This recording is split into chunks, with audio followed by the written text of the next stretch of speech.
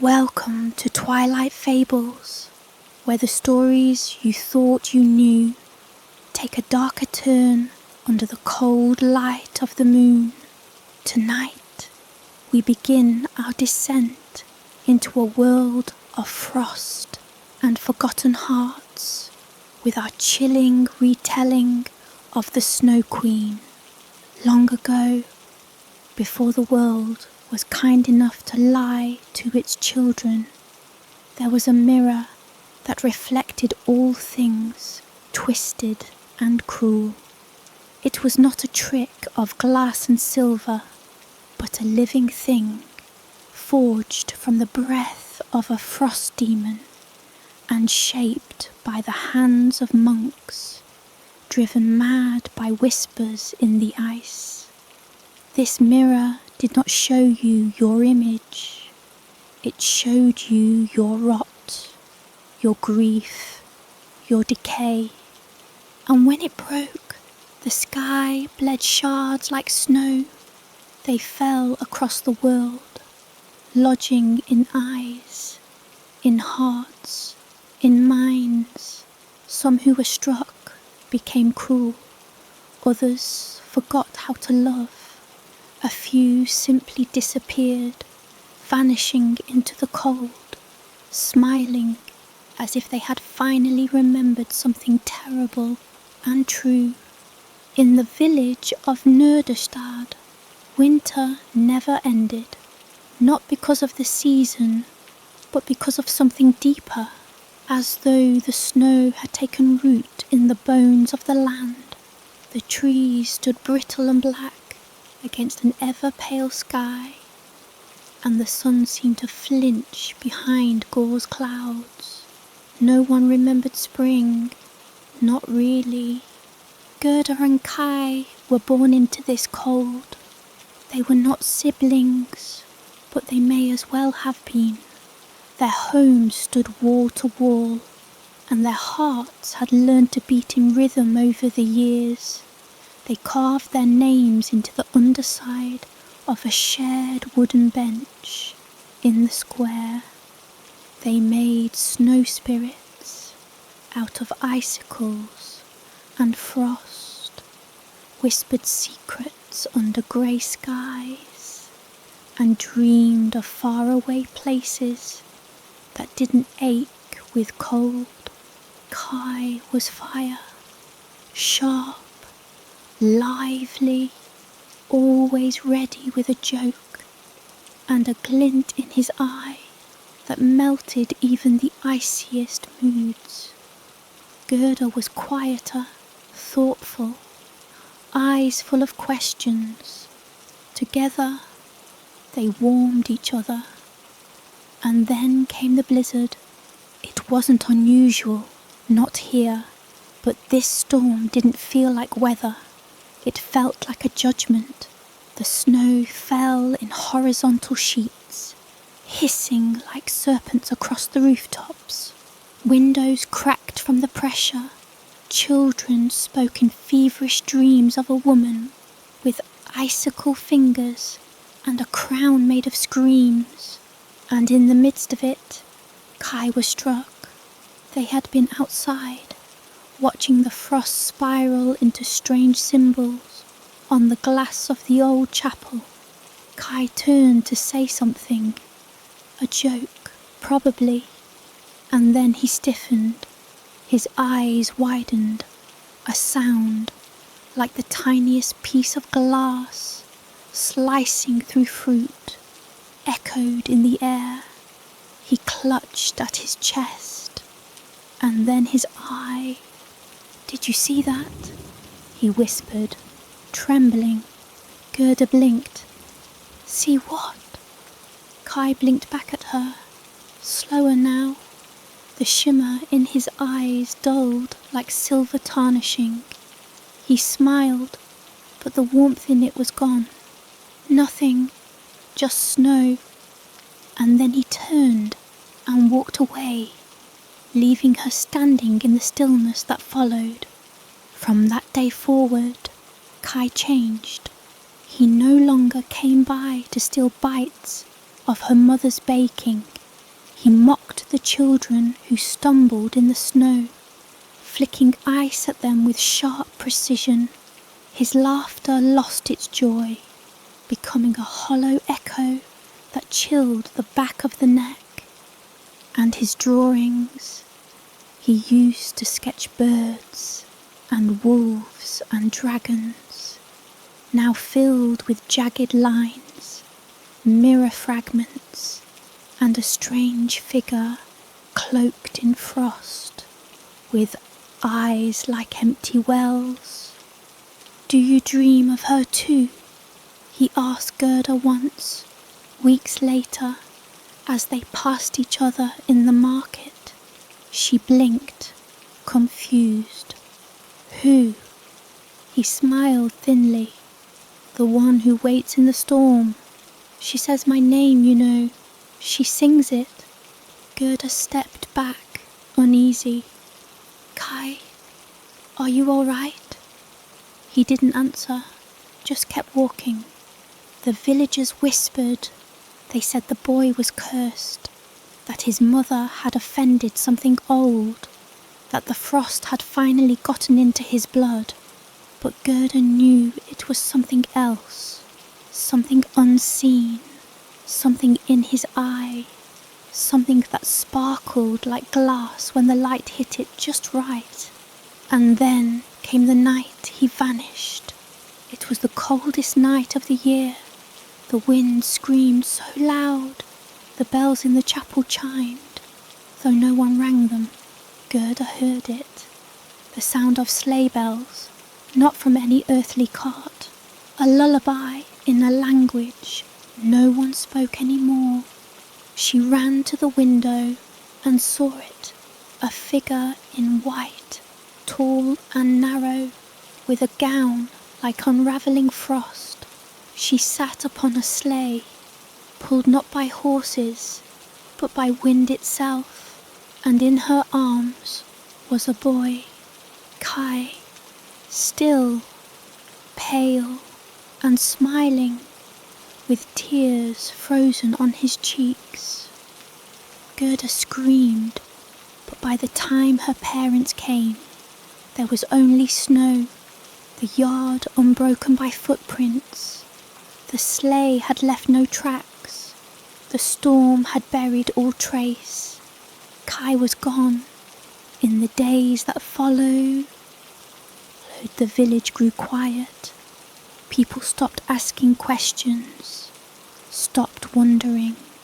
When Gerda brought him up, they only stared at her with puzzled looks, as if the name Kai were a smudge on a page they couldn't quite read.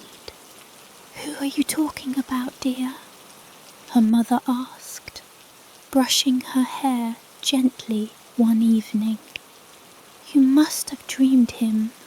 Gerda stopped speaking about him after that, but she never stopped looking. One night, she found something beneath their old bench in the square, a sliver of paper tucked into the wood where they once carved their names. On it, scribbled in frantic lines, were the words, "She is watching me through the glass. Don't believe the snow, follow the crow." Gerda's hands trembled as she read it again and again. Something deep in her chest stirred, not fear, but the memory of it. She tucked the note into her coat and stood in the square as the snow began to fall again. Above her, in the crooked branches of the black tree, a crow landed and stared at her with one milky eye. It cawed once, then flew north. Gerda followed. The north road was no road at all, just a seam in the snow, where the wind blew harder and the cold bit deeper. Gerda walked it anyway, the letter folded against her chest, like a second heartbeat. Her fingers were already stiff, her breath a white ghost hovering at her lips. crow flew ahead without slowing, and somehow she kept up. The woods greeted her like strangers who remembered her face but not her name. The trees leaned inward with the weight of frost, branches curled like claws. Their bark was dry and cracked like parched lips. The air held a stillness, the kind that made even the snowflakes hesitate mid-fall. By the time the village faded behind her, Gerda realized something terrible. She couldn't remember what her mother's voice sounded like. She stopped, heart fluttering. She closed her eyes and tried to picture it. Her mother calling her in for supper, humming in the evenings, the soft laugh she'd always made when tucking Gerda's hair behind her ear. But there was only wind, only cold. The crow circled once above her, then perched on a low branch just ahead. Its feathers were mottled with ice, one eye cloudy with age, the other black and sharp. "You're forgetting," it rasped, in a voice like bark snapping in fire. Gerda blinked. "What? You're already forgetting him? That's how it begins." She took a step toward it. "Kai, where is he?" The crow tilted its head. "The Snow Queen has him, but she's not what you think. She doesn't just take people. She takes memory, love, all that makes you real." "I remember him," Gerda said firmly, though it felt like defiance rather than truth. The crow croaked a bitter laugh. "Do you? What colour were his eyes? Blue?" "Wrong." It flapped up and circled her. "They were grey, like storm clouds, like regret. You're already losing him, girl." Gerda clenched her fists. "Then tell me where to go." "There's a path through the dead forest, but it loops. Time folds in on itself there. If you're not careful, you'll walk forever and never leave." "Then come with me," she said. The crow landed on her shoulder, its claws like frost hooks through fabric. "Only because I'm curious how long you'll last." The dead forest did not earn its name by accident.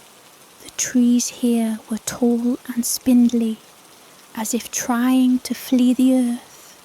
Their trunks were white and veined with black, like bone.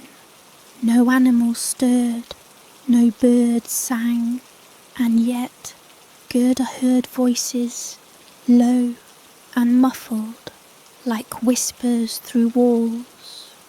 The snow on the ground bore no tracks but her own. "This place hates travellers," the crow muttered. "Why?" "Because they remember things the forest once forgotten." She kept walking, even when the scenery started to repeat. A tree with 3 split branches, a stump shaped like a bent knee, a patch of snow where red berries bled through. She passed them again and again. "We're walking in circles," she said. The crow said nothing. Gerda knelt in the snow. She pressed her hands into it and let the cold burn her palms. She needed to feel it, needed the pain to cut through the fog creeping into her head. And then she saw it, scratched into the bark of the tree beside her, almost invisible beneath the frost, were letters. "Kai," she gasped. "He was here." The crow landed beside her. "A long time ago, maybe minutes, maybe years. Time folds here. Gerda stood. How do I break the loop? The crow stared at her. You have to give something up. What? A memory. One that means something. Gerda's breath hitched. I thought I was already losing them. You have to give one willingly. A trade. She hesitated. Then slowly, painfully, she whispered. The sound of my mother's voice. As soon as she said it, she felt the loss, like ice, breaking inside her skull. The warmth of that memory, the comfort it brought, was gone. Not just forgotten, but erased. There was nothing to reach for anymore. The wind shifted, the forest straightened, and ahead a new path opened, one that hadn't been there before. They emerged from the dead forest into a hollow that glowed faintly in the moonlight. Snowdrifts curled like sleeping beasts, and frost coated the edges of rocks in feathered lace. In the centre stood a small, crooked cottage built from warped timbers and black ice. This is where the witch lives, the crow said, hopping from her shoulder. A witch? Not all witches eat children. Some prefer to keep them asleep forever. Gerda stepped forward. The door swung open before she touched it. Inside, the warmth was suffocating. The walls were lined with green vines and blooming flowers. Despite the frozen world outside, the air smelled like syrup and soil. At the centre of the room, in a wooden rocking chair, sat a woman wrapped in layers of silk, the colour of sunlit meadows. You poor thing, she said, her voice warm, like honey left too long in the sun. You've wandered far, haven't you? Gerda hesitated. I'm looking for someone. Of course you are, but not tonight. The witch smiled, and something in her teeth gleamed too sharp. Rest. Eat. There's time for quests tomorrow. The moment Gerda stepped into the room, she felt her exhaustion crash over her like a wave. Her body ached, her thoughts blurred. The warmth was a lullaby, and the scent of the flowers clung to her lungs like fog. The crow didn't follow her inside. Gerda sat, just for a moment. The witch offered her a bowl of warm milk, laced with something sweet. Gerda drank without tasting, and when she looked up, the walls of the cottage were gone. She stood in a garden.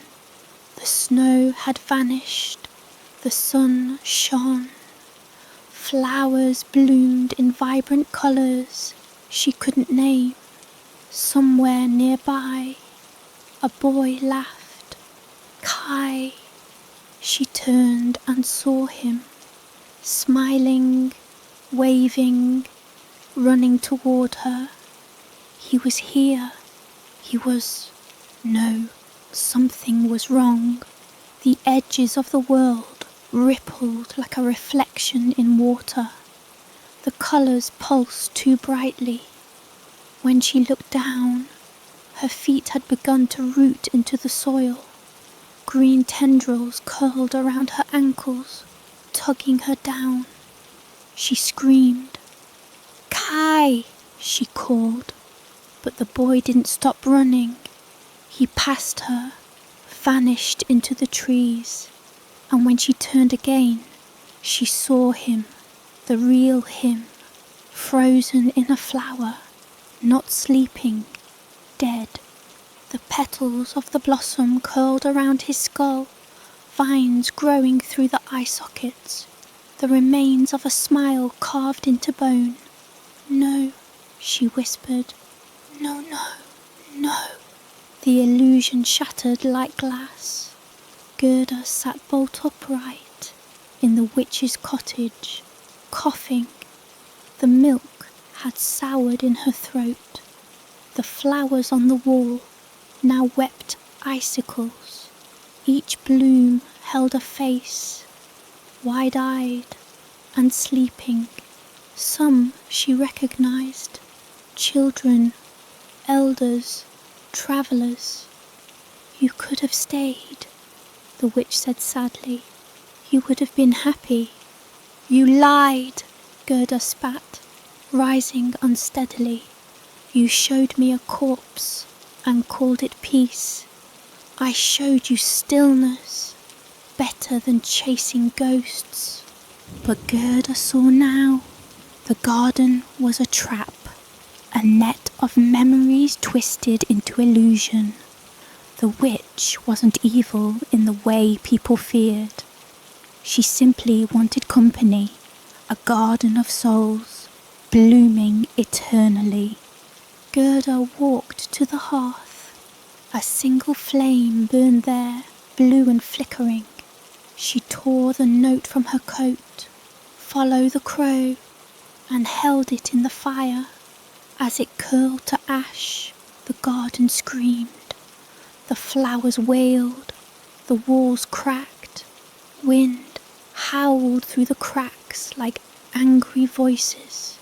The witch vanished into mist with a sigh of disappointment, and Gerda stepped out into the snow again. The crow was waiting on a stone. You're still here, it said, surprised.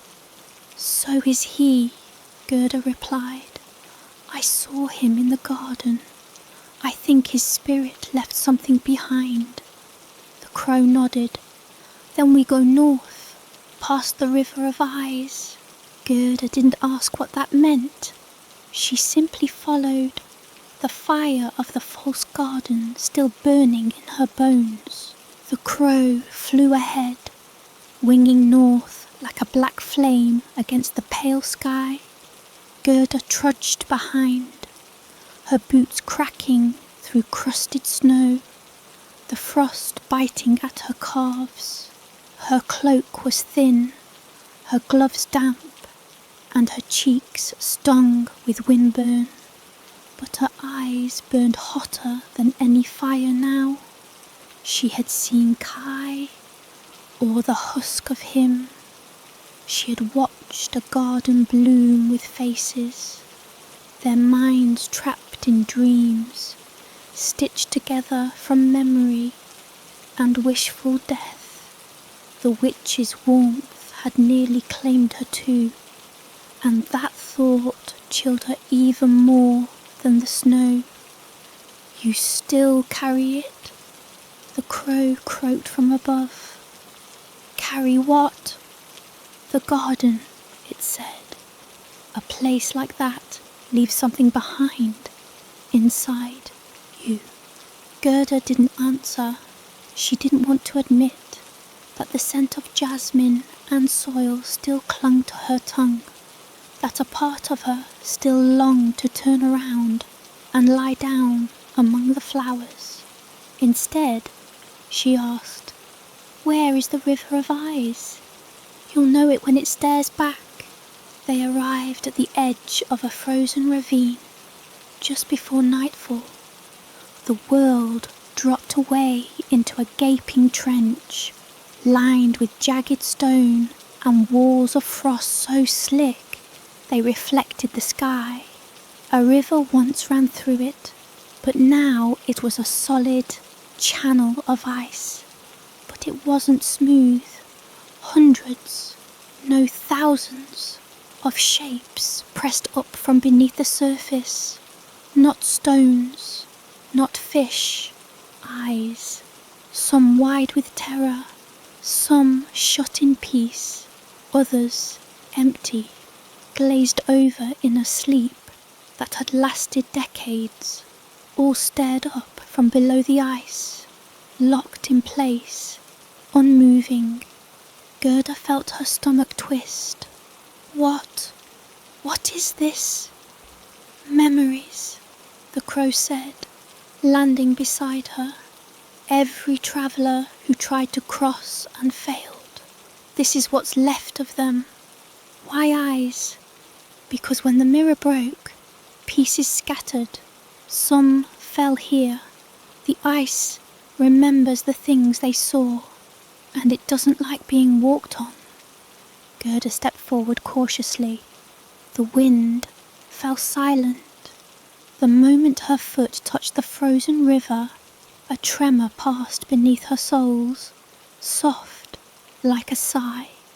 The eyes blinked, and then the whispering began.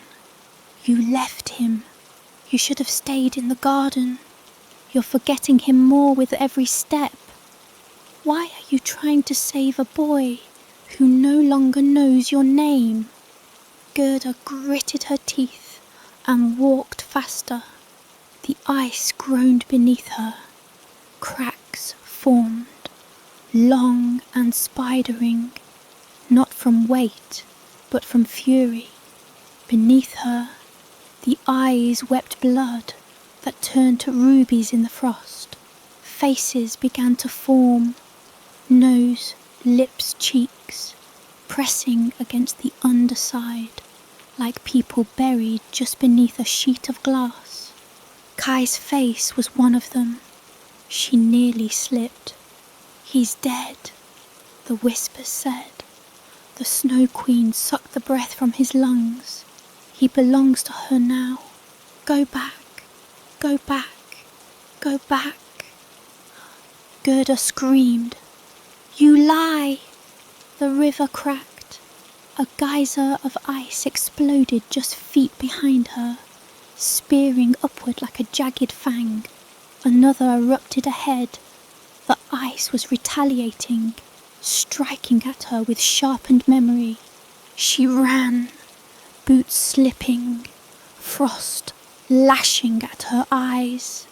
The crow screamed overhead. Don't fall. If you fall, it keeps you. The eyes were opening now, wide, frantic, begging. Some cried, others howled. Gerda reached the far bank and leapt, crashing into snow and rolling to a stop. Her hand throbbed. She looked down to find a cut, not deep, but strange. The blood didn't run. It froze instantly in the cold. Behind her, the river stilled. The whispers faded. The ice eyes resumed their silent watch. You've crossed it, the crow said softly. You're past where most forget. Gerda sat up, panting. Why does everything try to make me forget him? Because memory is warmth, it replied, and the cold feeds on heat. They camped that night in the shadow of a crooked stone formation that looked vaguely like a weeping woman. The snow around her base was strangely warm, like tears. Gerda lit a small fire with twigs and pine cones, and they huddled close. The crow preened one wing and said, You'll meet others soon. The path doesn't stay empty for long. Others, some go north, like you, but they're not all chasing love. Gerda stared into the fire. What do they chase? Power, revenge, delusion. A lot of them think the Snow Queen offers something they want. Some think they are her. Gerda didn't speak. In the flickering light, she thought she saw her reflection in the flame. But it wasn't her. It was older, colder, eyes rimmed with frost. She looked away. By dawn, they reached a clearing surrounded by twisted trees. Here, the snow was crimson. Not fresh blood, but something older. stained deep into the ground. Symbols carved into the bark bled black sap. A trap had been set. Too late, Gerda realised the bait. A voice sang softly, sweet, and cracked like sugar glass. Little girl, with frostbitten feet, walking north, where lost things meet, trade your soul and bite the bone. The snow is soft, but leaves you alone. Gerda turned as a shadow dropped from a branch above. She was tackled hard and pinned in the snow. A blade glinted in the air, jagged like a broken tooth. It pressed against her throat. "You don't look rich," said a girl, her face wild, her clothes patched from fur and bone. Her eyes were gold and mad. "But you're still breathing, so you have something worth taking." Gerda didn't move. "I'm not here to fight you." "Oh, good," the girl said, smiling. "Then this won't take long." "Wait," the crow called, fluttering above. "She's not one of the meat lost. She's chasing the queen." The bandit girl's grin faded. Her eyes narrowed. "You're going north. Why?" "My friend was taken," Gerda said, voice tight. "I'm going to bring him back." The blade lowered. "Stupid," the girl muttered, "but brave." She stepped off Gerda and offered a hand. "Name's Sari. My people died on this road. My mother thought the Snow Queen would grant her immortality. All she got was ice in her lungs and a smile full of lies." Gerda accepted the help up, wiping snow from her clothes. "Are you following your mother's path?" Sari snorted. "I'm hunting her ghost." They walked together for hours. Sari moved like a predator, graceful and quiet. She had knives hidden in every part of her clothing. Her voice was rough, but not unkind. She told stories of camps swallowed by frost, of travellers turned into icicles mid-step, of frost wolves that wore human skins. And she told Gerda something else. "I've seen the castle in my dreams. It moves." "What?" "It's not fixed. It's carried by wind and storm, appearing only to those the queen wants. She's not hiding, she's choosing." That night, they camped under a glacier that glittered with trapped bones. Sari handed Gerda a knife. "In case I go mad," she said casually. "Everyone goes a little mad on this road." Gerda took it. When morning came, Sari was gone. No struggle, no sound, no blood. Just a single line carved into the snow where she had slept. She called to me. I answered. The crow said nothing. Gerda stared at the words until her eyes blurred. Then she picked up Sari's knife and walked north. The wind grew sharper as Gerda pressed on, its edge no longer cold but cutting. The crow followed in silence, wings folding tightly whenever the gusts howled with voices not quite human. She walked along a pass that narrowed by the hour until the path was no more than a crevice between cliffs, slick with frost and littered with brittle animal bones. Gerda kept her head down and moved forward. Sari's knife rode at her hip now, a reminder that madness could be as sudden as snowfall. By noon, the path opened again, widening into a valley that hummed with unnatural quiet. Gerda paused on a ridge that overlooked it, and there it was, the true river of eyes.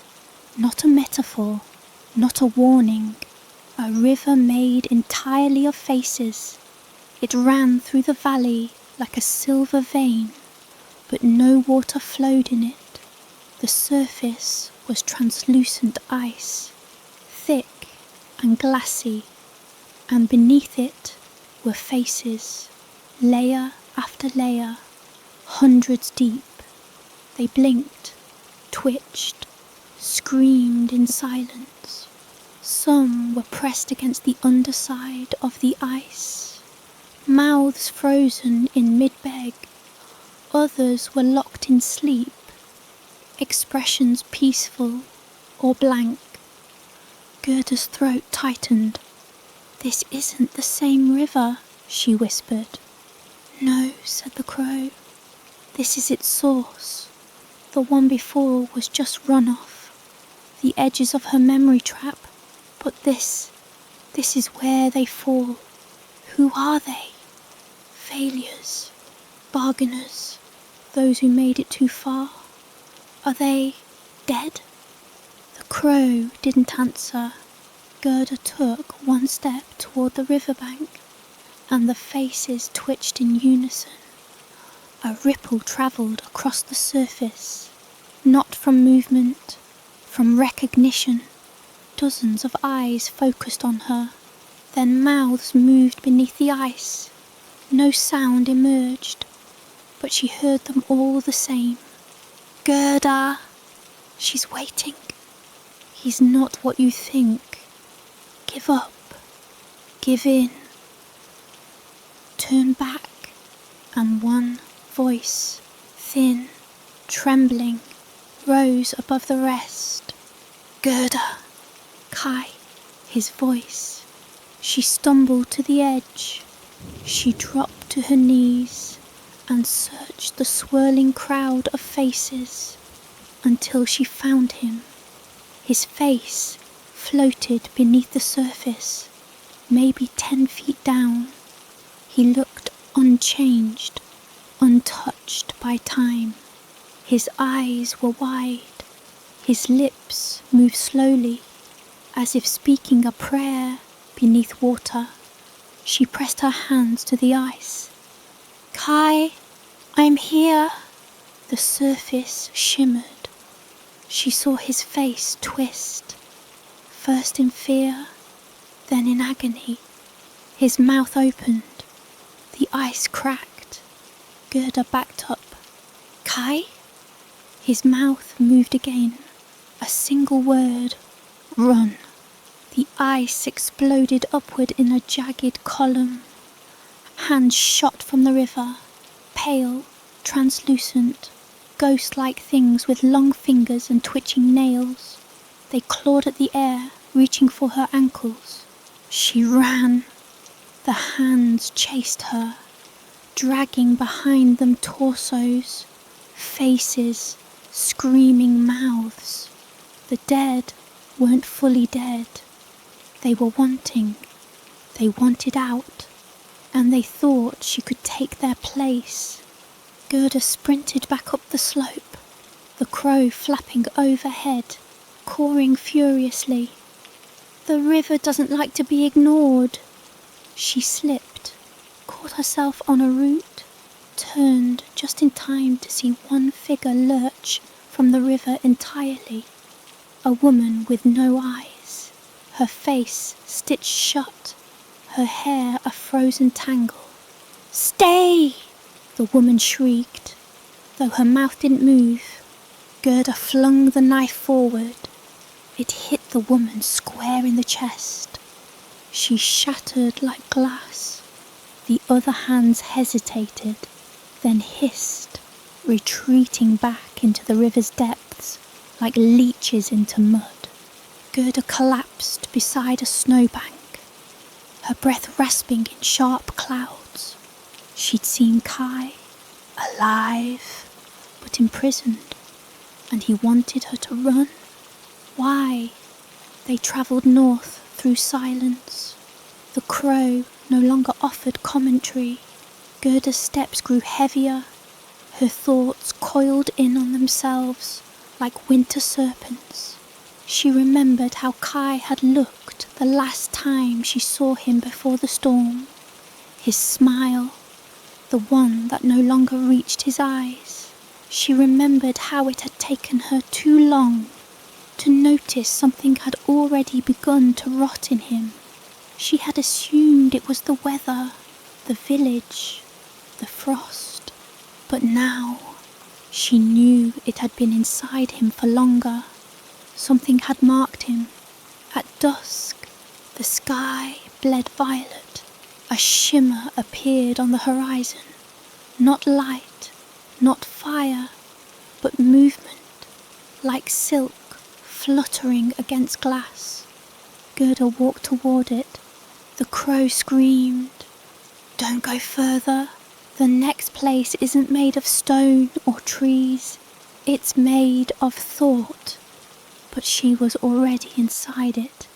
One step, that's all it took. And then she was no longer in the valley. She stood in a ballroom. Mirrors lined every wall. Candles flickered on crystalline chandeliers. A quartet of faceless musicians played silent strings. Figures moved in a slow waltz, faceless, dressed in tattered silks, gliding as though underwater. Gerda stood alone in the centre, her breath the only sign of life. A mirror near her shifted. Her reflection stepped out. It wore her face, her clothes, but its eyes were white, empty. Its mouth curved into a knowing smile. "You're late," it whispered. "He's forgotten you." Gerda backed away. Another mirror rippled. Another Gerda stepped through. This one thinner, hollow-cheeked, with frost creeping across her skin. "He never loved you. You just filled space." A third. This Gerda bled from the eyes. Her hands were claws. "You want to be her, don't you? You want to be the Snow Queen, cold, in control, unfeeling." "I'm not listening to you," the real Gerda hissed. The three reflections tilted their heads in unison. That's the first step toward becoming her. The mirrors behind them shattered. The waltzers turned, their faceless heads tilted. They advanced, arms outstretched. The crow flew overhead, a blur of black. "Break the glass," it shouted. Gerda grabbed a fallen mirror shard. The closest dancer lunged. She drove the shard into its chest. It collapsed into frost. One by one, the dancers came, and one by one, she shattered them. With the shard, her fists, her voice. Finally, she stood among pieces of broken selves, panting. The ballroom faded. The valley returned. She stood in a circle of shattered frost, the wind still, the moon watching. The crow landed beside her. "You passed." "Past what?" "The veil of the self. Most people never make it past their own reflection." Gerda looked down. Her hands were bleeding, but they were hers. "I'm going to get him back," she said, "even if he's already gone." The crow didn't answer, but this time it didn't look away. The mountains loomed ahead like teeth, jagged peaks of pale stone cloaked in layers of eternal snow. The cold grew stranger here, less like weather and more like a presence, pressing against Gerda's skin. It whispered through the folds of her cloak and gnawed at the edges of her thoughts. For hours she walked without seeing sky. The world was made of white and grey, as if colour had been banned.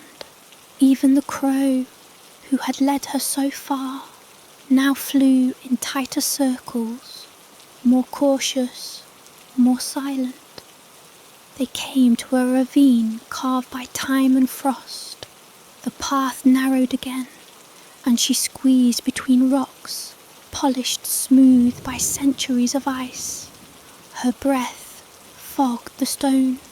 Her fingers went numb, and then she heard it, a scream, high and hoarse, full of laughter.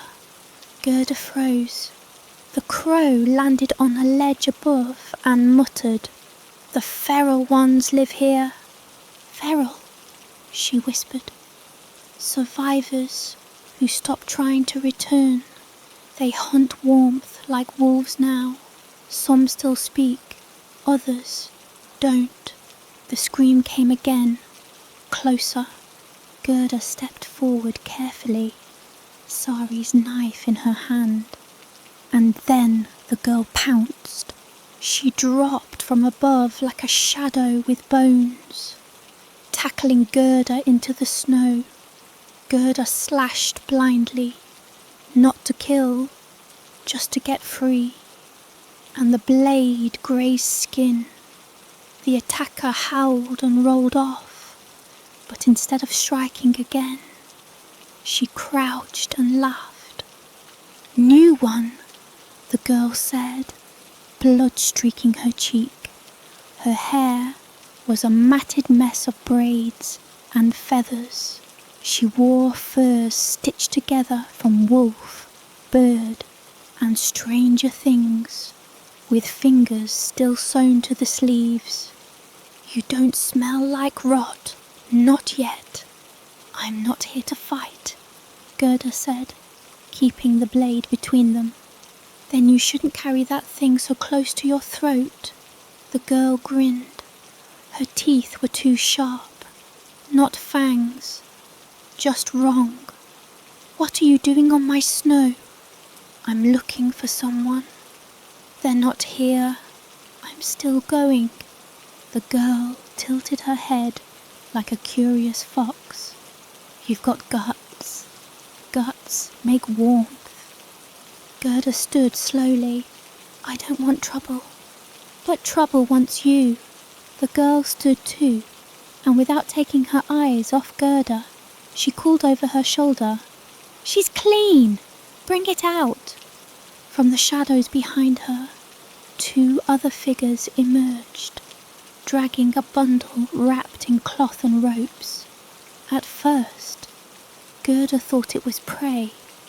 Then she saw the hand, small, pale, trembling. A child. The bandit girl noticed her stare, found him trying to climb the ice cliffs, thought he was a bird. He cried like one too. The boy sobbed beneath the cloth. Gerda stepped forward. "Let him go." "Why?" "He's useless alone, and the Queen doesn't take kids. Too loud, too alive. I'm taking him with me." The bandit girl didn't move. "Or what?" she asked. Gerda hesitated. Then she lowered the knife. "No threats," she said. "Just mercy. You can't hold on to everyone you find. Not out here." For a long moment, the other girl said nothing. Her wild eyes narrowed. She sniffed the air like an animal. Then slowly, she gave a soft laugh. "You're weird," she said. "Weird and warm." She turned to her followers. "Let the brat go." They dropped him. The boy scuttled away, sobbing, into Gerda's arms. She held him close and whispered soft things. even though her lips were blue and her voice shook. "You're not like the others," the girl said. "They always want blood or promises. You just want to hold. That's the worst kind of hope." "What's your name?" Gerda asked. The girl shrugged. "They call me Snicker. Do you want to come with us?" That made Snicker laugh until her ribs rattled. "No, no, no. You don't invite a blizzard to tea." But after a pause, she added, "I'll take you to the edge of her land, the place where cold grows teeth." They travelled together for 2 days. Snicker was madness in motion. She danced on ledges, hummed songs about broken hearts and butchered gods, and spoke to shadows as if they were old friends. But she knew the land better than the crow, better than anyone Gerda had met. She pointed out the frozen trees that mimicked voices, the lakes that reflected not faces but futures, the spot where a line of stone heads whispered regrets into the wind. "They're all trapped," she said. "The queen doesn't kill, she keeps. That's worse." On the 3rd night, Snicker lit a fire in a ring of cracked skulls. "I used to follow her, you know," she said, stabbing meat onto a spit. "The Snow Queen. Thought if I proved myself wild enough, cold enough, she'd take me in. What happened?" She smiled at me. Gerda waited, and I forgot my sister's name. Silence. "I had a sister," Snicker said, looking at the fire. "We used to eat snowflakes and pretend they were stars. She had hair like wheat and eyes like dawn." She blinked. "What was her name?" She blinked again. Nothing. She stood. "I won't go further." "Why?" "I feel her name in the snow ahead. That's how she pulls people. Through memory." Sneak turned, and for a moment her mask cracked. Her grin fell away. "Kill her, Gerda," she said. "Don't free him. Don't try to love him back. Just end her, or she'll wear your soul like a dress." Then she was gone, just like that. The next morning, Gerda woke to find only bones in the snow, and Sari's knife had returned to her side. The terrain changed. No more trees, no more birds, just endless white and distant shapes that might have been spires or glaciers or dreams. The boy she rescued refused to speak. His eyes were glassy. His skin turned paler by the day. "He's fading," the crow said. She touched him. "Can I help him?" The crow shook its head. "No, but he might help you." "How?" "He still remembers. That's a dangerous thing." That night, as the wind screamed like children through the peaks, Gerda had a dream. She stood in a chamber of mirrors, but this time the mirrors didn't show her. They showed Kai. He sat in a throne of ice, hunched over a puzzle of broken glass. Each shard he touched drew blood from his fingertips, but he kept building. Around him, shadows whispered, "One more piece, one more piece, and you're free." He looked up suddenly, and for the first time their eyes met. "Don't come," he said. "Why?" "It's too late." "Then why am I still here?" Gerda whispered. "Because you haven't seen what I've become." He stood, the ice on his skin cracked, and his shadow on the mirror wall. It wasn't his, it was hers. Gerda woke with frost in her lungs and a scream stuck in her throat.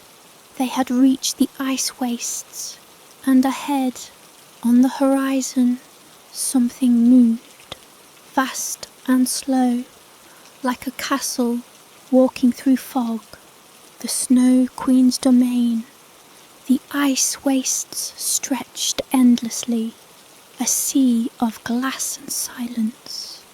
Wind skimmed the frozen surface like a blade, slicing away heat, hope, even thought. The landscape was treacherous, not just in form, but in intention. It twisted direction.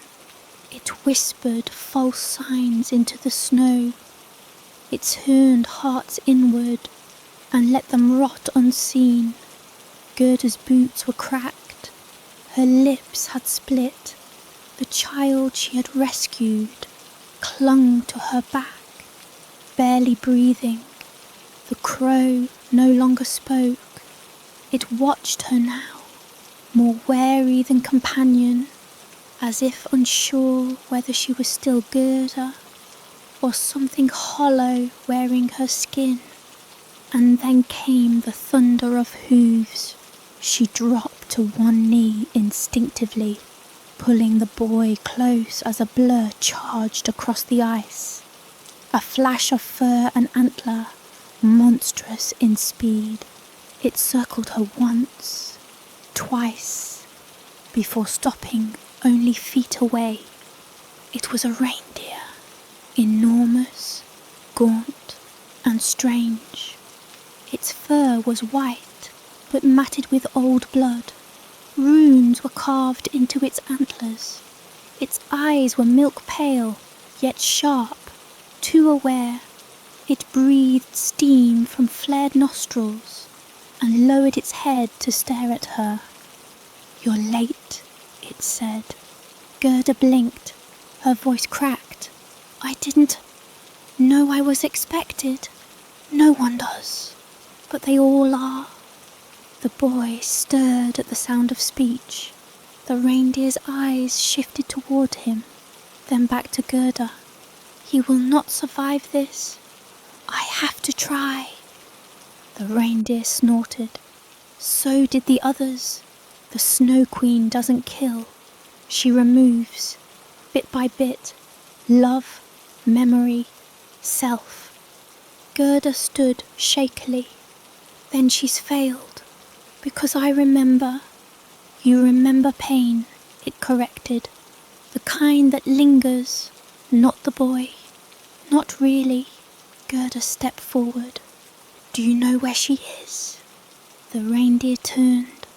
"I can take you to the oracle, but you must ride. The wastes lie, and you're already losing your shape." Gerda glanced at the crow. "Go," it rasped. "He won't eat you. Not alive, anyway," the reindeer added, with what might have been humour. The ride was brutal. The reindeer galloped over the ice, like it knew every crack by memory. Gerda clung tight. The boy held close to her chest, her hands numb and trembling. The wind screamed louder now, and in its voice were names. Her name, Kai's name, her mother's voice, the songs of her village, her own laughter. She pressed her forehead to the boy's. "I'm still here," she whispered. "I am." But the wind tried to prove otherwise. At last, they came to a jagged cleft in the glacier, a fissure of darkness in the endless white. The reindeer stopped. "She lives in there." "Who?" "The oracle, made of snow and bone. She speaks truths that twist, answers that bite." "What does she want?" "Payment. A part of you." Gerda hesitated. then step down. I have nothing left to give. Everyone has something. That's what she takes best. The cave walls breathed cold. Crystals lined the stone, each one reflecting faces that did not match her own. Some showed her older, some showed her monstrous. One showed her alone on a throne of frost, a crown of teeth on her brow. She looked away. The oracle waited in a chamber of ice at the cave's end. She was tall, her skin translucent like river glass, veins of frost pulsing beneath. Her face was empty of features, but her voice came from everywhere, warm, terrible, echoing in the bones. You seek the boy. Yes, you seek to unmake a queen. Gerda swallowed. I want to end her. She cannot die. She is the silence left. When warmth forgets itself, she is what remains. When love is hollowed out, then I'll take him from her. You think he wants that? Gerda faltered. He's trapped. He chose her. His heart was pierced. And now he no longer bleeds. I saw him, she whispered. In the mirrors, in the dream. He asked me not to come, because he knows what it would cost you, and because he knows what he's become. Gerda's hands trembled. Tell me how to get in. The oracle's body shifted, snow swirling through her like stars through water. You must reach the palace of silence. It moves with the wind. You must give up your anchor. What anchor? The last thing you love. Gerda looked down at the boy, unconscious in her arms. No, she said. He's just a child. You must give him to the cold.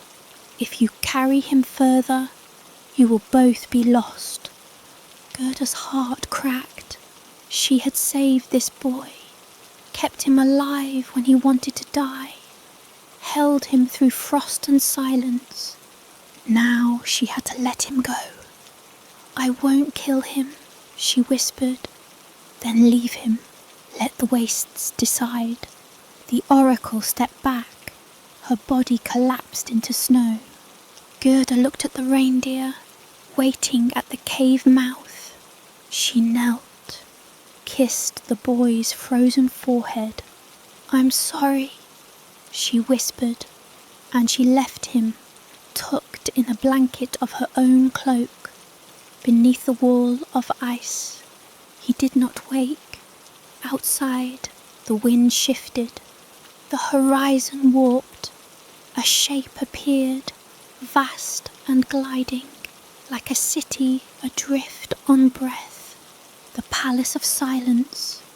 It had come for her. The reindeer lowered itself. Go, it said. She won't wait long. Gerda climbed on. The crow flapped overhead again. Silent now, they rode toward the storm. The palace did not sit still. It moved, gliding silently across the ice wastes like a ghost ship. Its spires pierced the sky, twisting like branches of frost-bitten trees. The walls were carved from glacier stone, etched with runes that pulsed faintly like embers buried in snow. No doors, no windows, no sound, only the feeling that it watched. Gerda approached on the reindeer's back, her breath shallow, heart pounding. She had crossed rivers that whispered, forests that erased memory, and faces that once belonged to her, and now she stood before the source, The crow landed beside her. Its feathers were dull now, its eyes sunken. "This is the end," it rasped, "or the beginning. Depends how deep you go. Will you come with me?" The crow shook its head. "No further. I've guided many. None returned, not whole." The reindeer bowed its antlers once and turned, disappearing into the white without farewell. Gerda stepped forward, and the wall opened, not with movement, not with sound. It simply parted. A seam down the centre revealed an interior of frozen light and shadow, a grand corridor of silence where echoes dared not live. Gerda entered, and the wall sealed behind her like ice regrowing after a wound. The air inside was colder than death, not biting, not painful, just absent. She passed statues carved from the same white stone. They lined the corridor in elegant, tragic poses, men and women frozen mid-gesture, mid-scream, mid-prayer. Each one had their eyes closed. Their faces wore peace or despair. Her footsteps made no sound. Even her breath was soundless. The silence wasn't just around her. It was inside her, pulling at her thoughts, slowing her pulse. Then she saw the first mirror, tall, thin, framed in bone. It reflected not her face, but Kai. He knelt on the floor of a frozen chamber, working endlessly on a jagged puzzle. Shards of dark glass lay before him, glinting with cruel edges. He was muttering, lips blue. His hands bled freely, and each drop turned to crystal before touching the floor. "Kai," she whispered. The image faded. The corridor continued. More mirrors, each a different version of him. In one, he wept. In another, he smiled as frost crept across his heart. In one, he looked directly at her and begged, "Don't come, please." She kept going. The final chamber opened like a bloom of ice. It was vast, circular. The walls were entirely mirrors. At the centre stood Kai, not on the floor, not bound, just standing. And before him, on a throne of ice, so smooth it seemed to shimmer out of sight, sat the Snow Queen. She was impossibly tall, her body carved of winter itself. Her face held no malice, no cruelty, only stillness. She wore no crown, but her presence commanded like one. Her eyes were bottomless, deep as frozen oceans. Gerda stepped forward, her voice catching. "Kai!" He turned. His face was thinner, pale, lips cracked, but the eyes, they were still his. He took a single step toward her, then stopped. "I told you not to come. I had to," she said. "You're not lost." His smile was small. "I'm not found either." The Snow Queen rose. Every mirror darkened. "She carries fire," the Queen said. Her voice was colder than silence. "And fire must be extinguished."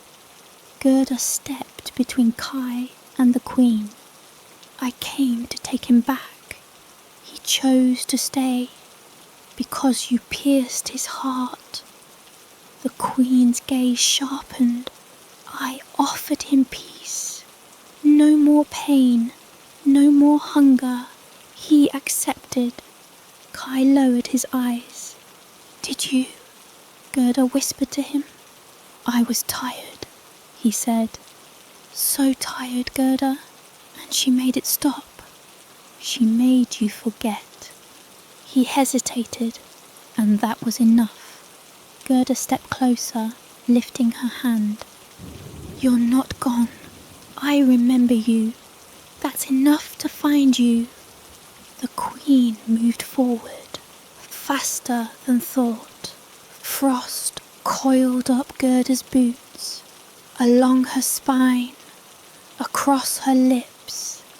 It clawed toward her heart, but she reached into her coat and pulled out the one thing she'd kept close since the beginning, a shard of the mirror from the River of Eyes. It had burned her then, it burned her now. She drove it into her chest and screamed.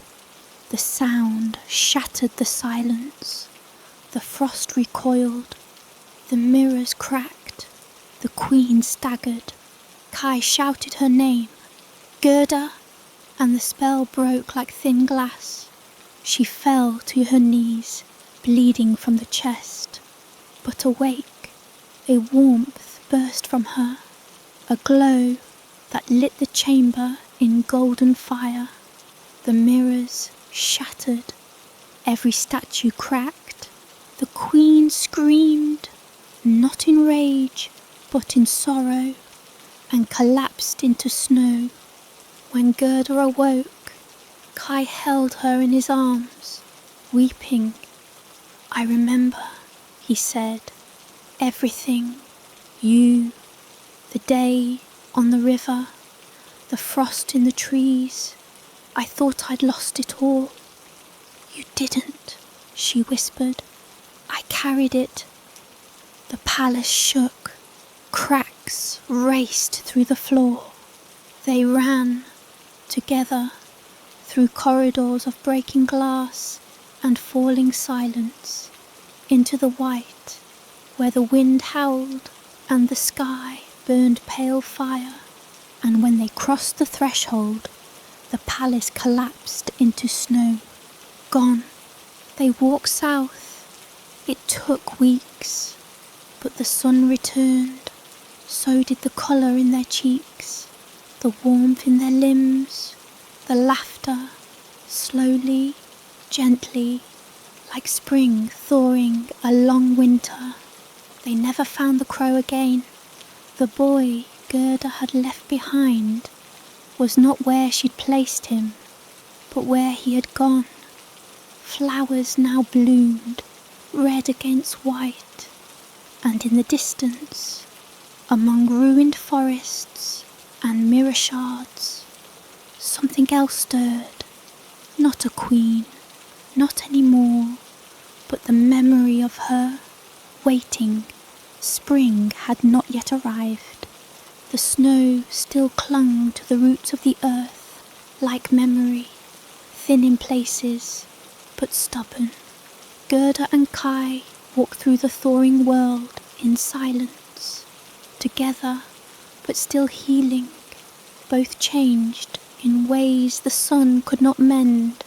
Each morning brought warmth, yes, but it also brought something else, the fading echo of a palace that no longer existed, and with it the lingering presence of the woman who had ruled it, the Queen. She was gone, but not dead, not really. Kai often woke screaming, not from nightmares, but from remembering. The things he had done while under her spell weren't cruel, but they were cold. How he had watched the sky darken over Gerda's village and felt nothing. How he had stood in the River of Eyes and believed he belonged among the lost. How he had looked at her, his best friend, maybe something more, and seen a stranger. I let her in, he told Gerda one night by the fire. She didn't steal me. I opened the door. Gerda looked into the flames. She doesn't need keys, only cracks. Weeks passed. They came to the edge of the forest, where the world turned green again, where people lived in cottages and told stories about cursed ice and foolish children who chased snowflakes.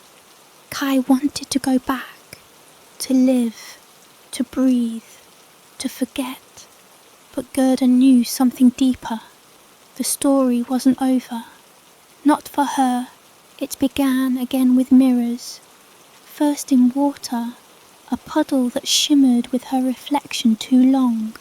Then in a window pane, where her eyes blinked slower than she had. And once, in a shopkeeper's hand mirror, she saw something impossible. The Snow Queen, no longer regal, no longer towering, just a girl, her. Gerda left in the night. She left Kai sleeping, wrapped in furs, with a note tucked into his hand that simply read, "You're free now, I'm not." The crow found her in the woods, older now, slower. "You felt her, haven't you?" it asked. "She's not gone," Gerda replied. "She's in me." The crow nodded. "She marked you when you shattered the silence. You broke her, but the pieces stuck." Gerda touched her chest. The scar was still there. "It wasn't her palace that died," she said. "It was mine." She began to change, not visibly, not at first, but she started walking barefoot through snow and never flinched. Ice didn't cling to her anymore. It followed her. Flowers wilted slightly when she passed. People forgot her name even while looking into her eyes. She stopped needing fire at night. She stopped needing sleep. And in her dreams, the mirrors returned. They showed her Kai, laughing, smiling, holding someone else's hand. They showed her a little girl with white hair and frost on her lashes. They showed her a throne, empty, waiting. Gerda didn't fight it, not anymore. She understood what the Snow Queen truly was. She was what remained after grief, after love was lost, after fire burned out. She was the cold that held, and Gerda had carried too much for too long. She walked north again, alone. Some say the Snow Queen returned that year, but she was different. She didn't steal children or shatter hearts. She simply walked the wastes, silent and barefoot, pausing beside rivers and lakes where her reflection whispered back. She no longer wore a crown. Her eyes were sadder than they'd ever been, and wherever she went, the frost bloomed in silence, not cruel, not angry, just present, watching, waiting.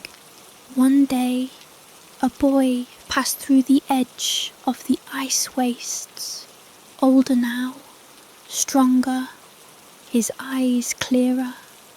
He found a mirror half buried in the snow, and in it he saw her, not a queen, not a monster, just Gerda. She looked at him and smiled.